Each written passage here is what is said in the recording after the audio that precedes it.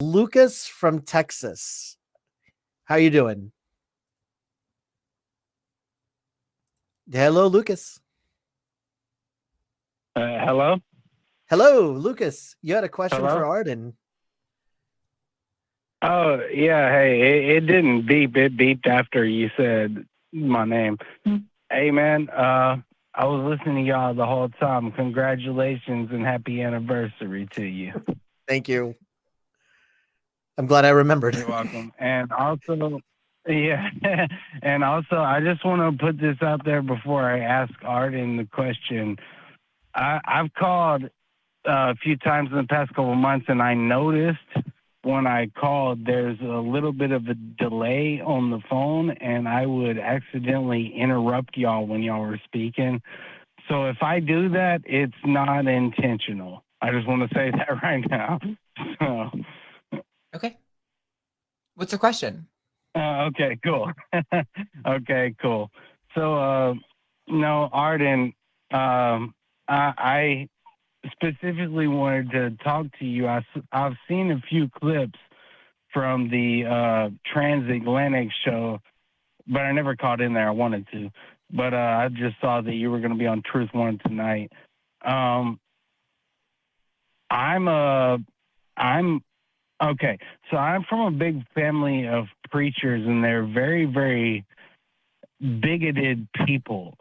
As far as the transgender thing, I was raised and taught that anything LGBT was just evil and bad. And that's just the way that I was taught. And ever since I've become an atheist, like I've gotten away from a lot of those beliefs, but the transgender thing, for some reason, when I see someone who is obviously a transgender, I still find it disturbing, and I don't know why. I hate that. I hate that I still find it disturbing, but I don't know why. And I was listening to y'all, and you said that you could logic some people. You were like, I could logic some people into understanding this. So I'm not in any way trying to be offensive. I want to be as nice as possible. This is just the way that I was raised, and I hate that I was raised that way. I just don't understand, and I want to understand. Really, I do. Sure. So Yeah. Well, go ahead and comment on that. first of all, you can't hurt my feelings. So I care more about clarity. So getting right to the root of the problem, and I think you delivered that. So great. I think the first thing I think of, Lucas, is that like I don't want you to hate on yourself too bad for having an emotional reaction when you see someone. Because while I think you've correctly identified that perhaps this reaction is maybe based on prejudice or preconceived notions that you have about what it means to be transgender, at the same time, what you're talking about isn't a behavior that you're taking. It doesn't sound like you are making fun of them or calling them out, or like if you're their employer, you're not saying like, I'm firing you because you're trans. Doesn't sound like that's what's happening. It sounds like you're having an emotional reaction. So I think the first thing to recognize is that you can't control your emotions, right? So firstly, like try not to guilt yourself too bad for having that reaction. I think it's great that you're recognizing that it probably comes from, indoctrination and being conditioned to feel a certain way. That's great. But I definitely don't want you to like guilt yourself for feeling a certain way when you see a trans person. I think what the next step is. I do. Well, I mean, I didn't mean to interrupt. No, you're fine. I think that what I would do from there is just recognize that your emotions and how you act are two different things, right?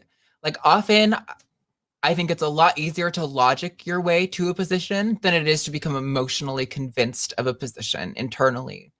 Maybe that's not the experience for everyone, but that's definitely how I experience things. Like understanding the research behind the existence of trans people generally, and how it confirms like non-binary people, that for me was a lot easier to logic to than it was to emotionally come to. But I've gotten there. But I think the very first step that you can do, and it sounds like you've already done it, Lucas, is recognize that how you feel doesn't necessarily mean how you should treat someone.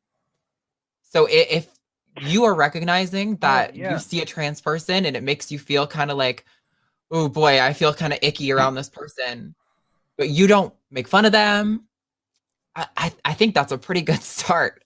I think the first start to respecting someone is recognizing that how they make you feel really has nothing to do with how you should treat them. You're doing a lot better than most, Lucas. You're doing fantastic, especially in the environment that you're surrounded in, to be able to look at that in your surroundings and say, no, I don't think this is right. And then to be able to work through your own emotional process about this and saying, it doesn't feel right, but there's got to be more to learn. And I appreciate that you're calling us and asking for this information. And hopefully we can send you off here. We're probably not going to be able to answer everything that you've got. We'll do the best we can to give you a start. And if you wouldn't mind joining us on a couple of our our Facebook fan group or Discord, I definitely want to keep this conversation going. But where do I this is an interesting question. Where do you start learning about transgender? You know, there's so many resources on YouTube. I think for me, I love reading. I don't know what you like to do, Lucas, but like one thing that really helped me when I was first learning that this was when I was first learning when I was trans, but it was when I realized that I had no choice in being trans, that I had to transition because I was trans, whether I liked it or not. But I hated myself because I believed the same things that you do, Lucas. I thought trans people were icky. I thought they were freaks. And I thought if I was one, that people would think that I was a freak. So I tried so hard not to transition.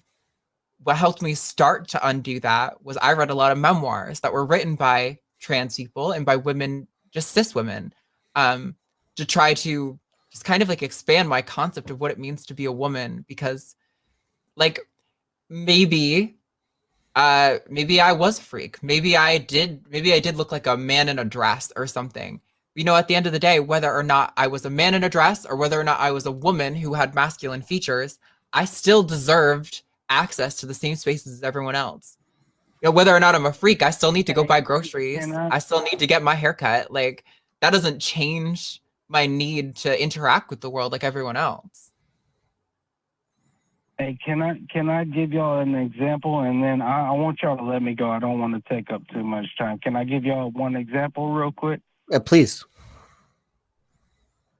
It was a few weeks ago. My sister-in-law was talking to my mom in the kitchen this one morning, and she was like, I saw one of these trannies at the grocery store, and the way she was talking about it was just so cringy and just so bigoted, and I cringed inside so hard, thinking, holy shit, I'm a part of this fucking family. I'm sorry to cuss, but that's just the way I felt at the time. And then when I left, it wasn't the same day, but a couple days after that, I ended up seeing, I can't say a man. I mean, do you want me to tell you what the term would be in the community? How we would refer to that? Please, if you saw someone who you can tell is trying to present as a woman, but looks like you can see that they're trans, in the community, we would say that person is visibly trans. So you saw a visibly trans woman. Okay, so that's what I saw, a visibly trans woman. And I'm sorry about this. I'm not trying to be. There's nothing to be sorry about. You're doing your best, and we appreciate it. We're glad to help.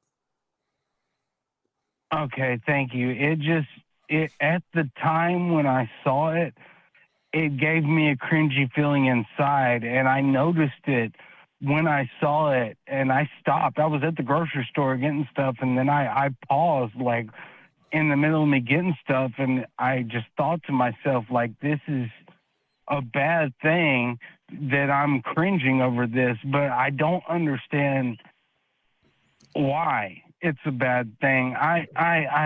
Man, I don't I mean, know. in my I'm the perspective, only you're one in having my to family who undo. even taken this into consideration. You know, you're having to undo a lot of the environment that you grew up in, and things that maybe even if it wasn't explicitly taught to you, things that, and cues that you've picked up, and that's not something you can just flick off like a switch. It's going to stay with you, and like Arden said, it's, you know, having that reaction, having that instinctive reaction at first, this is, you know better than to act on that, and that's what's making you better than most in dealing with this, and we're very happy to hear that. Don't feel bad that you're not perfect yet. You can't just switch this off. It's going to take time, and you're taking those steps to getting there. Yeah. And if you have any other questions, Lucas, please do call into Transatlantic. Like Katie and I are, that is the whole reason we developed that show, is we want there to be a resource for people who don't know. Well, of course, it's fun to have the people I hang up on. It's also nice to have people who, don't maybe necessarily know how to talk about trans people or trans issues and who want to be informed. That's something we love to address on the show. So if you have any more questions, please do call in. They also have a very robust Discord over Okay. there, but I'll let Arden do all the plugging for that. Lucas, Yeah, thank you very that much. sounds good. Did you have Go ahead and get off the line. So, okay? unless you got something to say. Please keep in touch with us. You can email, and I'll definitely get it. And if you have anything that you'd want to pass on to Arden through email, if I get it, I can make sure that Arden gets it also. Get in touch with our Discord, because there's a lot of people in there who would love to continue having a conversation with you. This isn't the first time you've called the show, and there were a lot of people who are curious as to how you're doing. So please keep up the communication. Call back in the show if you want to, and Arden just extended the invitation for you to call her show on Saturdays. Please keep the conversations going and keep up the good hard work that you've been doing. Yeah. Thanks, Lucas.